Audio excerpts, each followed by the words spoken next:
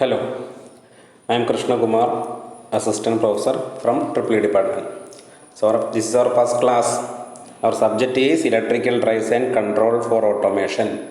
Electrical Drives and Control for Automation. Subject code is EE311. Okay, an electrical subject for S5 Mechanical Engineering students. Electrical subject for S5 Mechanical Engineering students. Okay. So these are the course objectives. The objectives of our electrical drives for control and automation.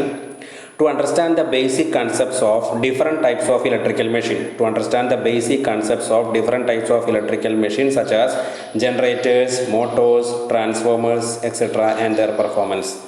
Generators means generators include DC generators, AC generators, DC motors, AC motors, transformers, etc. So all these machines we have to study in this subject. To know the different methods of starting of DC motors and induction motors. Induction motors are AC motors. Okay. To know the different methods of starting of DC motors and induction motors. And then to introduce the controllers for automation. These are the main important objectives of our subject. Okay. So we have to study different types of machines such as DC generators, AC generators, DC motors, AC motors, transformers, their starting methods, their performance, different types of controllers for automation, etc. Okay. So we are going to concentrate on our first module. We are starting our first module, module 1, DC generator. Okay.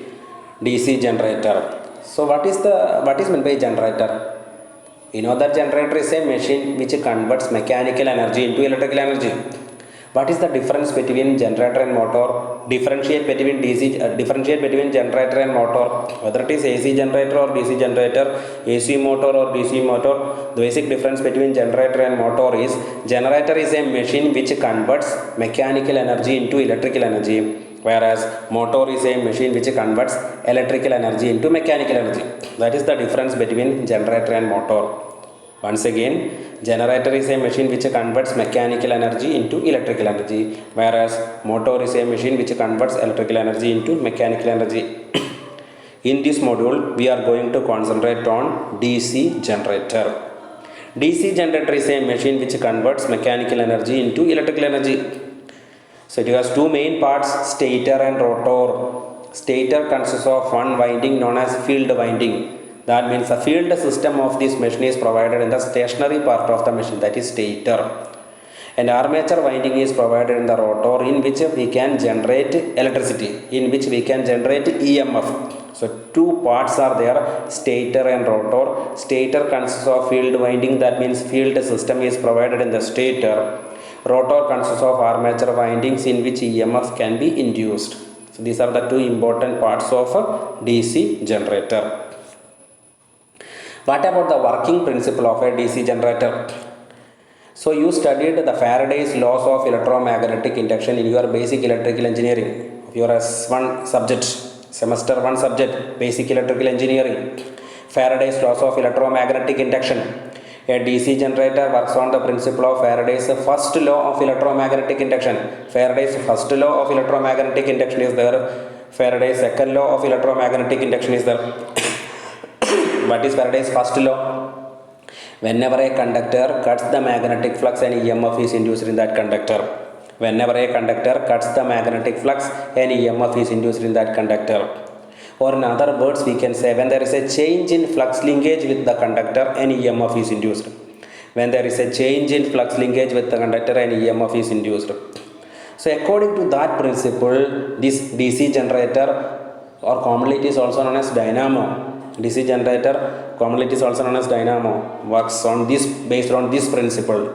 That means whenever a conductor cuts the flux, an EMF is induced in that conductor. I told you, its field system is provided in the stator, and its conductor means armature winding is provided in the rotor. When this armature winding, when this armature winding cuts the flux, means flux produced by the field system of stator.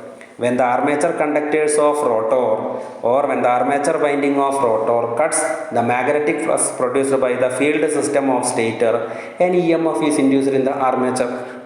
You please understand that Such an EMF has an alternating nature, not a DC nature. It has an AC characteristics. So magnitude and direction is always changing. So in that sense, we cannot call it as a DC generator. We are studying about a DC generator. We are concentrating on the working principle of DC generator. So its output should be a DC, but according to Faraday's first law, the generated EMF has an alternating nature or AC nature. Its magnitude and direction is always changing, but its output should be a DC, then only we can call it as a DC generator. So with the help of one device known as commutator, we can convert the generated EMF of this machine into DC, and its output is DC. In that sense, we are calling it as DC generator. Actually, in a DC generator, the generated EMF has an AC nature. Please understand, very important. An EMF is induced in this DC generator which has an AC nature. Even then we are calling it as a DC generator. The reason is there is an additional device is provided known as mechanical rectifier of this machine, mechanical rectifier of this DC generator known as commutator, which converts the generated AC into DC. And the external circuit, the available EMF has a DC nature. In that sense, we are calling it as a DC generator. I think it is clear. Okay. Anyway, when the armature conductors or armature winding of the rotor cuts the magnetic flux produced by the field system of stator, an EMF is induced in the armature winding. That EMF has an alternating nature. This is the working principle of a DC generator. Or in other words, I can say Faraday DC generator works on the principle of Faraday's first law of electromagnetic induction. Do you know who is Faraday? Have you heard about Michael Faraday?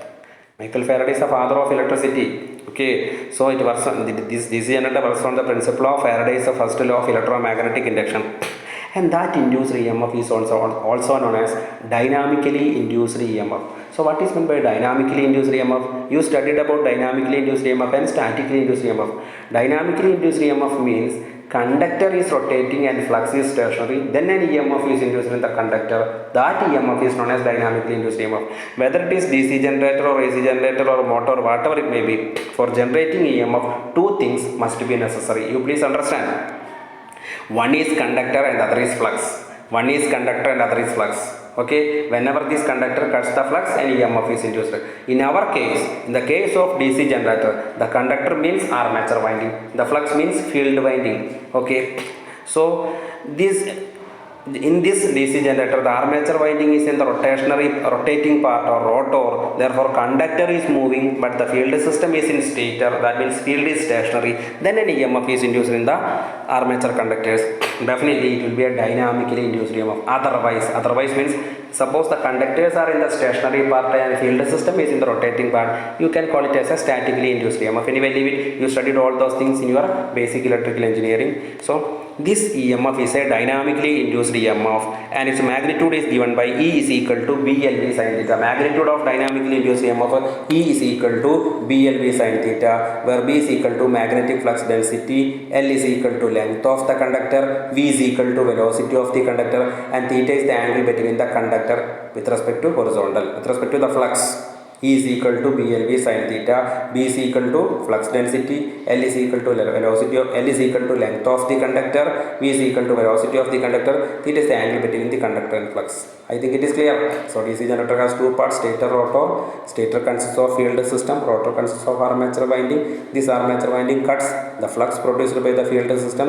An EMF is induced in the armature according to Faraday's first law. That EMF has an alternating nature. That EMF is known as dynamically induced EMF. The magnitude of that dynamically induced EMF can be found out by E is equal to BLV sin theta, where B is the flux density, L is the length of the conductor, V is the velocity of the conductor, theta is the angle between conductor and flux. Then we are deeply concentrating on the working of DC generator. I told you that the generated EMF in a DC generator has an alternating nature. Here, a simple loop AC generator is shown in figure. With the help of one device known as commutator, which we will discuss later, with the help of commutator, with the process of commutation, with the help of commutator, that device is known as commutator, that process is known as commutation, we can convert the generated AC into DC, and this generator can supply a DC voltage or DC EMF to the external load circuit Therefore, we can call it as a DC generator. So there is a singleton coil AB, basic working principle. There is a coil ABCD is rotating in a uniform bipolar magnetic field. Bipolar magnetic field means magnetic field is provided by N and S, in which a coil ABCD is rotating in anti-clockwise direction. Coil ABCD is rotating in anti-clockwise direction. On the right, the ends of the coils are connected to the slip rings and brushes. Ends of the coils are connected to slip rings and brushes to the external load circuit. In this case, the generated EMF has a AC nature. With the help of commutator, we can convert into DC. Okay. So on the right hand side, you can show the graph of the sinusoidal EMF. So theta is on x-axis and induced EMF is on y-axis. When theta is equal to 0, 180 degree and 360 degree, induced EMF will be 0. When theta is equal to 90 degree and 270 degree, induced EMF will be maximum. When theta is equal to 0 means when conductors or coil sides are AB and CD. Coil sides are AB and CD, also known as conductor. Two conductors constitute one coil. Conductor is also known as coil side. When AB and CD are perpendicular to the flux, so flux is moving from N to S. When coil side AB and CD are perpendicular to the flux, maximum flux links with the conductor, but rate of change of flux linkage is minimum. EMF induced will be minimum when theta is equal to 0. Theta is equal to 0 means coil sides AB and CD perpendicular to the flux. Maximum flux links with the conductor, but rate of change of flux linkage is minimum. EMF induced will be minimum. After that, the coil starts to rotate. So between 0 and 90 degree, there should be an angle difference between conductor and flux, and angle is increasing, theta is increasing. So slowly, the rate of change of flux linkage will be increased and induced EMF will be increased. When theta is equal to 90, what happening is AB and CD lies parallel to the flux. So minimum flux links with the conductor, but rate of change of flux linkage is maximum. So maximum EMF is induced when theta is equal to 90. That means when coil sides AB and CD are parallel to the flux. After that, again the coil is rotating. When theta is equal to 180, then coil again reaches the just opposite position than that of the 0 degree. At a 0 degree, AB and CD are perpendicular to the flux. When theta is equal to 180 degree, means AB occupies the position of CD and CD occupies the position of AB as in the when theta is equal to 0. So we can compare theta is equal to 0 and theta is equal to 180 degree. In both cases, AB and CD are perpendicular to the flux, but the difference is comparing to when theta is equal to 0, the position of AB and CD are just opposite. The position of AB and CD are just opposite to that of the theta is equal to 0 condition. In this case also, when theta is equal to 180 also, maximum AB and CD are perpendicular to the flux. Maximum flux links with the conductor, but rate of change of flux linkage is minimum. So EMF induced is minimum. But comparing to 0 degree, the position of AB and CD are just opposite. After that, the coil is again rotating. Okay. Coil is again rotating, then the angle difference is increasing between the conductor and flux, and when theta is equal to 270 degree, again coil sides AB and CD are parallel to the flux, but it is just opposite to that of the condition at 90 degree. In 90 degree and 270 degree, both coil sides AB and CD are parallel to the flux. Comparing to 90 degree, at 270 degree, what happening is the position of AB and CD are just opposite. Okay. So the conductor position is just opposite. So in this when theta is equal to 270 degree, AB and CD are parallel to the flux. Minimum flux links with the conductor, but rate of change of flux linkage is maximum. Maximum EMF is induced in the case of 270 degree also, but it is just opposite to that of the 90 degree. At 90 degree, the EMF has a positive maximum value. At 270 degree, EMF has a negative maximum value. Again the coil further rotates and coil occupies the position of theta is equal to 0, that is theta is equal to 360. So theta is equal to 360 means theta is equal to 0. One cycle completes and this process continues. So the generated EMF has an AC nature. So When theta is equal to 0 and theta is equal to 180 and theta is equal to 360, EMF will be minimum. Conductors or coil sets are perpendicular to the flux. Maximum flux links with the conductor, but rate of change of flux linkage is minimum. EMF induced will be minimum. When theta is equal to 90 degree and theta is equal to 270 degree, conductors or coil sets parallel to the flux. Minimum flux links with the conductor, but maximum EMF is induced because the reason is rate of change of flux linkage is maximum. Okay, so here the coil sets A, B and CD are connected to slip rings and brushes. Now actually it is acts as a AC generator.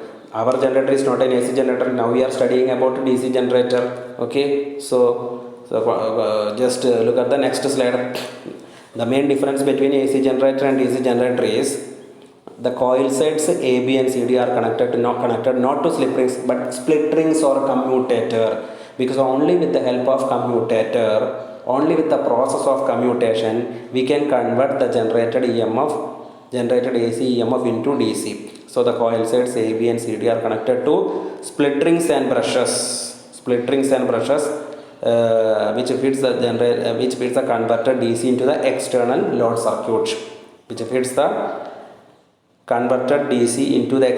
load circuit, Okay, so the output of the DC generator has a pulsating DC. Output of the DC generator is a pulsating DC. By the process of commutation, with the help of commutator, we can convert the generated EMF into DC. That process we can discuss in the later classes.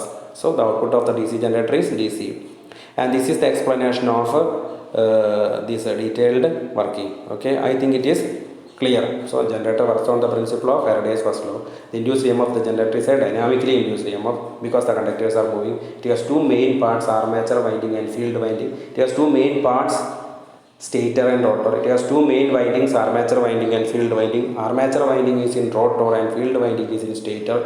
It works on the principle of Faraday's first law. When the conductors or coil sets are perpendicular to the flux, maximum flux links with the conductor, but rate of change of flux linkage is minimum. EMF induced will be minimum. When the conductors or coil sets are parallel to the flux, minimum flux links with the conductor, but rate of change of flux linkage will be maximum, and maximum EMF is induced. Okay. And this is the introductory class of a DC generator or dynamo. DC generator is a source, whereas motor is a load. So you have to please understand, generator supplies energy, source supplies energy, load consumes energy. So definitely generator is a source because generator delivers energy. So generator is a source and motor is a load. I think it is clear.